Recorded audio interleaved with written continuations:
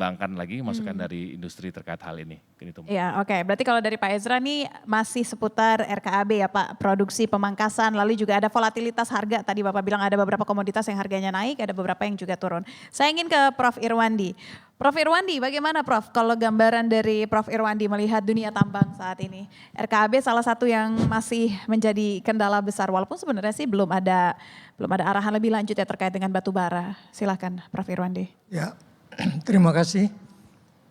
Sebenarnya saat ini kalau kita lihat banyak tekanan terhadap industri pertambangan, ya baik dari kondisi global maupun dari kondisi dalam negeri.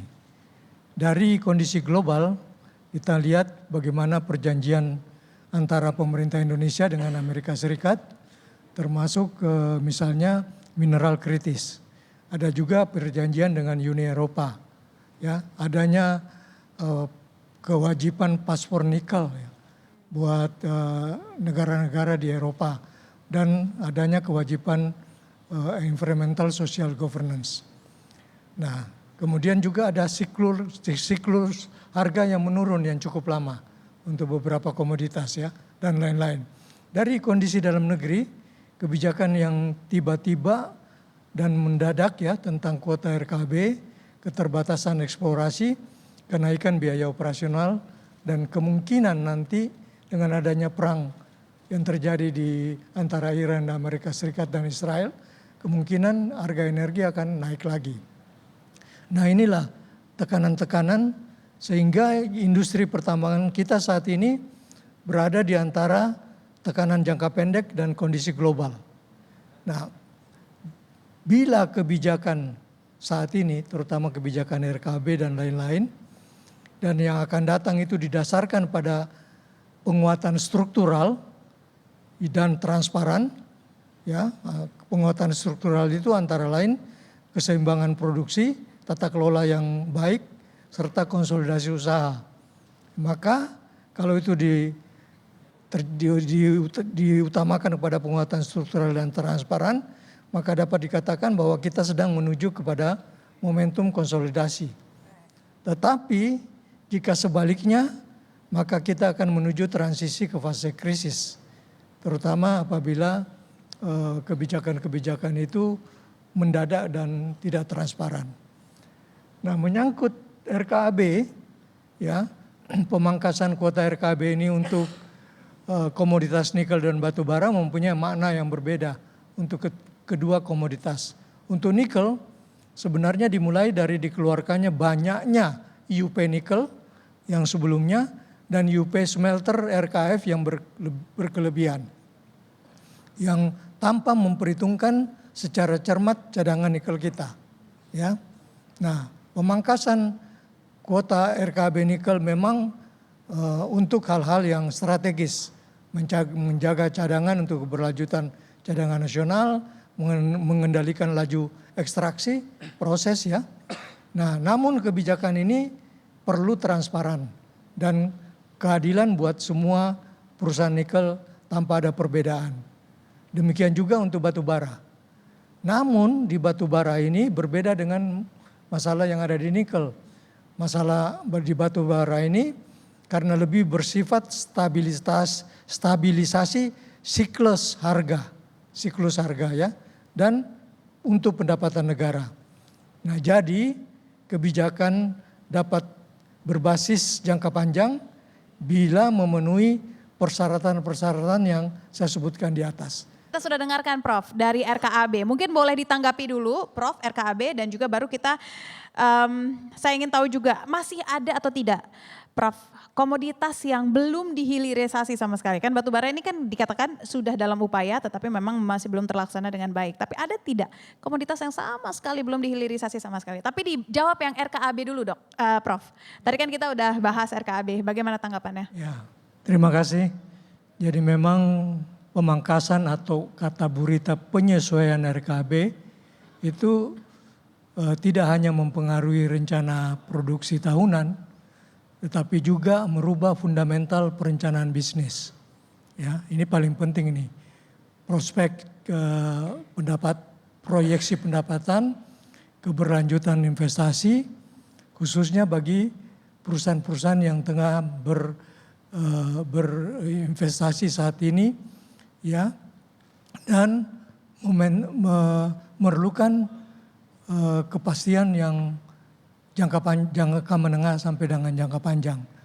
Jadi memang dalam hal ini memang keinginan dari pemerintah itu sebenarnya baik, ya, kalau kita lihat. Tapi memang bagaimana implementasinya, kapan itu dilaksanakan, bagaimana komunikasinya dengan industri pertambangan dan juga dengan masyarakat pertambangan lainnya. Sehingga kalau ini dilakukan, maka saya mengatakan akan ada suatu sinergi bersama, memberikan pengertian bahwa kebijakan pemerintah itu maksudnya begini. Tapi kemudian ada tanggapan, apakah akan ada koreksi dari pemerintah atau ada perbaikan, itu terserah dari pemerintah. Ya, karena bagaimanapun juga tadi sudah banyak sekali yang menyatakan pengaruhnya terhadap industri pertambangan, pengaruhnya terhadap kontraktor, pengaruhnya sampai kepada kontraktor yang paling bawah. Nah, ini tidak mudah untuk kita validasi saat ini karena baru mulai, dan RKAB ini kemudian akan diumumkan kalau tidak salah pada akhir bulan Maret. Nah, kita validasi setelah itu apa yang akan terjadi. Karena hanya perjalanan waktu dan hasil tersebut yang akan memvalidasi bagaimana kebijakan yang terintegrasi itu bisa berjalan dengan baik. Itu. Tadi untuk hilirisasi Pak, singkat saja, apakah masih ada hilirisasi komoditas yang belum dijalankan sama sekali? Masih banyak pekerjaan buat hilirisasi, ya. Yang pertama batu bara itu hampir boleh dikatakan yang baru jalan hanyalah baru briquette dan upgrading, ya. Upgrading pun sebenarnya banyak yang belum berhasil, tetapi yang paling berhasil hanya di mulut tambang, ya, yang tidak mengalami pengangkutan yang jauh karena akan berubah lagi kalorinya. Kemudian dari segi mineral, itu nikel sudah banyak sekali dan berlebihan khusus untuk RKF yang mengarah ke besi baja, yang hasilnya ferronikel, nikel pick iron. Tetapi ke arah baterai itu rencananya sudah lumayan, jadi sudah ada yang berjalan kurang dari 10, dan nanti kalau sudah jalan semua kira-kira belasan, ya 16 atau 18. Nah, yang persoalan sekarang buat nikel ini, karena kebutuhan nikel sekarang dengan yang sedang beroperasi smelternya, ya kalau semua beroperasi itu 288 juta ton. Sedangkan yang di-approve oleh pemerintah menurut berita penyesuaian itu 260 juta ton. Ya, kecuali ada yang tidak beroperasi. Kalau ditambah lagi dengan yang sedang konstruksi, ditambah yang sedang feasibility study, itu kebutuhannya per tahun di atas 700 juta. Dan akan menyebabkan umur tambang itu tinggal 6 tahun. Nikel, umur cadangan, kecuali bertambah, ya. Nah, ini juga problem yang harus kita pikirkan jangka panjang. Mengenai hilirisasi emas, ini akan terjadi revolusi yang sangat baik buat pemerintah maupun industri dengan beroperasinya nanti refinery yang ada di Gresik dan ada oleh PT Freeport dan ada di Aman Mineral di Nusa Tenggara Barat. Itu luar biasa nanti akan hasilnya yang akan memberikan pendapatan buat negara yang baik, ya. Nah, kemudian yang belum bisa kita operasikan untuk bauksit sudah berjalan juga, hanya memang mengalami keterlambatan. Beberapa refinery dari biji bauksit ke alumina itu mandek, ya, sudah diverifikasi pada waktu kementerian menteri yang lalu. Waktu itu saya ikut berpartisipasi dalam menilai bagaimana kemajuan dari refinery dari biji bauksit ke alumina. Nah, kemudian yang jadi persoalan adalah bagaimana alumina ini kita jadikan aluminium. Karena kita defisit pertama itu kan minyak, defisit kedua adalah LPG, defisit ketiga aluminium. Mengapa? Aluminium itu kebutuhan Indonesia 1,2 juta per tahun.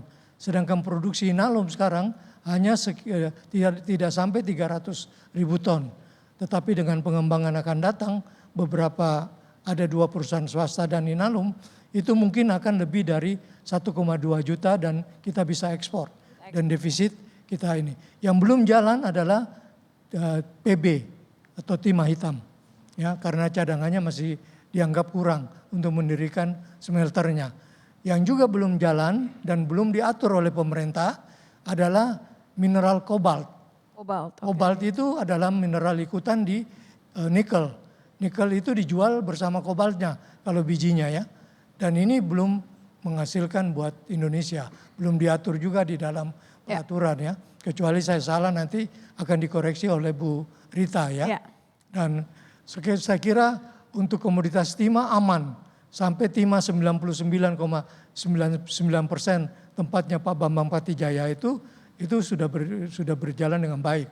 Tetapi memang kita lihat ini yang terbalik sekarang. Kalau dulu dikuasai oleh PT Timah, sekarang swasta lebih besar produksinya daripada PT Timah. Dan ini juga harus kita pikirkan bagaimana supaya sesuai dengan pasal 33 ayat 3 dari Undang-Undang Dasar 45. Semua harus kembali ke negara ya. Itu persoalan lain yang harus kita pikirkan ke depan. Nah yang lain-lain saya kira sedang dalam perjalanan karena kita yang signifikan itu diupayakan bisa berhasil. Nah, yang hal lain yang saya lupa sampaikan mengenai emas itu peraknya juga masih tanda tanya diperhitungkan di mana. Ya, nah jadi saya pikir masih banyak pekerjaan rumah kita di dalam hilirisasi khususnya di batu bara belum berhasil dengan baik. Diharapkan berhasil dengan baik dengan adanya intervensi dari Danantara dan juga bagaimana mengatasi kelebihan smelter ke arah besi baja. Saya kira demikian yang bisa saya sampaikan. Terima kasih Prof. Irwandi.